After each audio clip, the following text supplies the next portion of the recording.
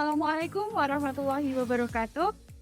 Shalom, Om Swastiastu, Namo Buddhaya, Salam Kebajikan.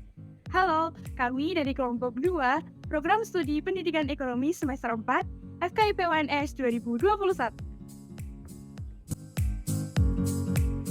Di sini, kami akan membahas secara detail mengenai alur penanganan pendidikan inklusif.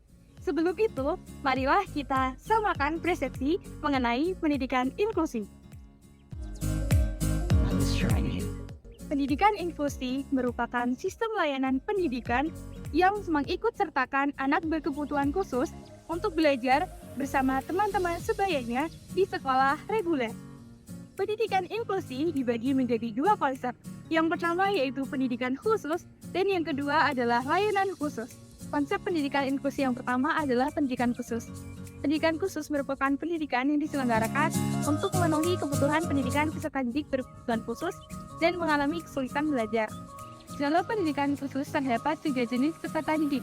Peserta didik yang pertama adalah peserta didik disabilitas, yang merupakan peserta didik yang memiliki keterbatasan fisik, intelektual, emosional, dan sensorik. Kemudian yang kedua adalah peserta didik cerdas istimewa. Peserta didik cerdas istimewa merupakan peserta didik yang memiliki tingkat kecerdasan di atas rata-rata serta mampu menciptakan ide baru. Kemudian jenis peserta didik yang ketiga adalah peserta didik dengan bakat istimewa. Peserta didik dengan bakat istimewa memiliki kecerdasan kinestetik yang luar biasa dan kreativitas tinggi berdasarkan hasil tes, minat dan bakat seni atau olahraga. Konsep pendidikan inklusi yang kedua adalah layanan khusus. Layanan khusus merupakan pendidikan yang diperuntukkan bagi peserta didik di daerah terpencil yang mengalami bencana alam, bencana sosial, dan keterbatasan ekonomi. Contohnya adalah SMP Negeri 31 Atap Seragam yang berada di daerah Kepulauan Riau. SMP ini terletak di daerah terpencil dengan 8 orang siswa dan 5 orang guru.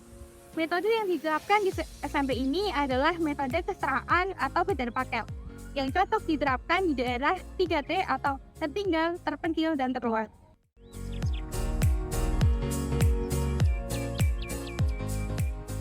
Tujuan pendidikan inklusi adalah memberikan kesempatan seluas-luasnya kepada peserta didik berkebutuhan khusus untuk memperoleh pendidikan yang bermutu dan mewujudkan penyelenggaraan pendidikan yang mampu menghargai keanekaragaman tanpa adanya diskriminasi.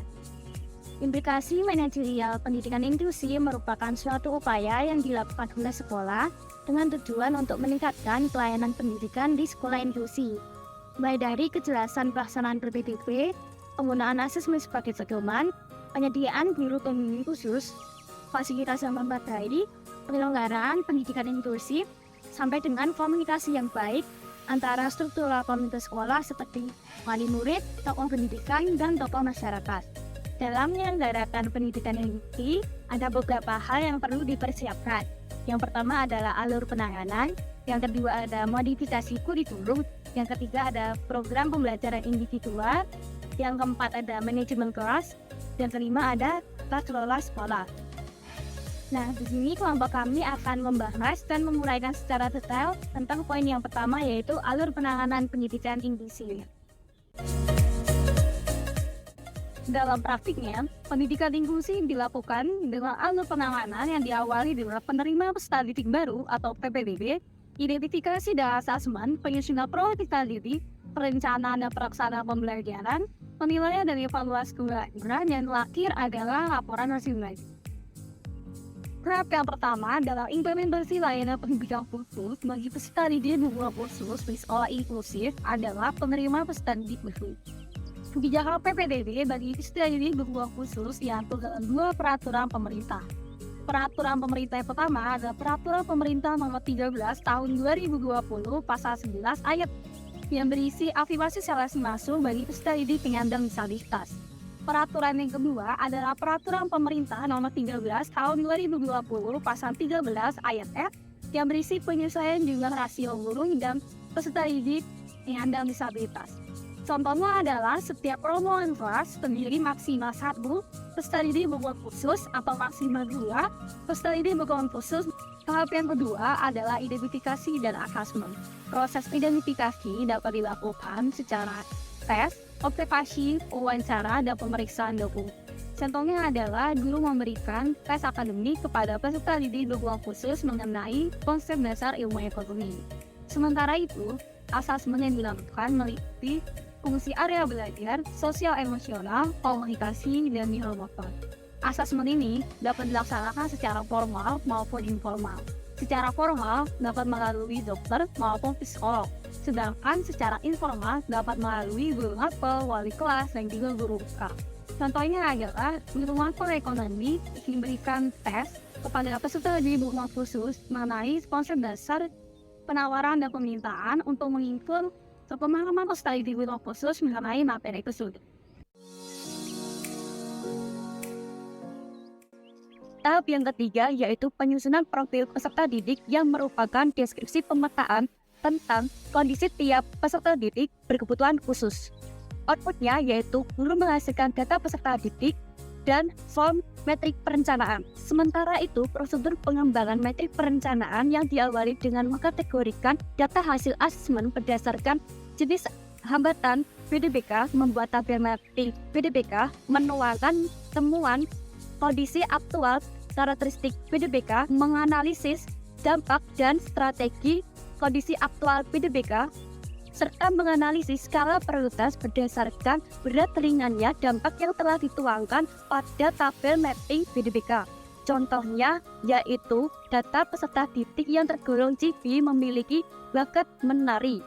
Dengan tabelnya yaitu kolom bakat istimewa berisi menari dan kolom prestasi berisi juara 1 tingkat nasional. Tahap keempat yaitu perencanaan pembelajaran yang bertujuan untuk menghasilkan program dan proses pembelajaran bagi PDBK. Perencanaan pembelajaran tersebut memuat tujuan, strategi, siapa yang melaksanakan, dan di mana pelaksanaannya. Outputnya yaitu modul ajar mata pelajaran ekonomi.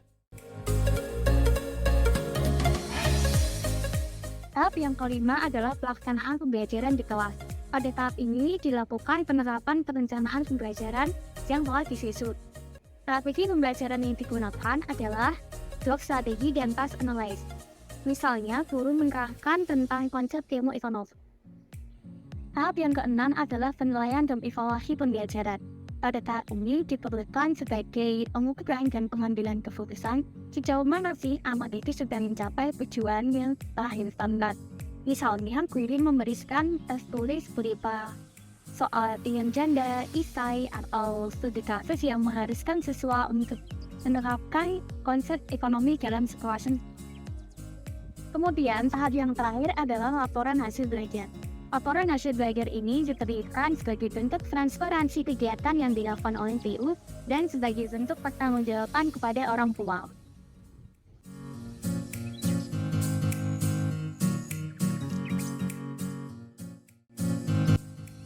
Demikian video ini kami buat mengenai alur penanganan pendidikan inklusi.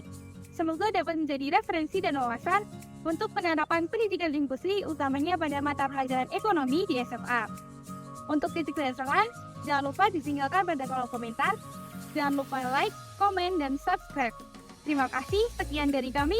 Wassalamualaikum warahmatullahi wabarakatuh.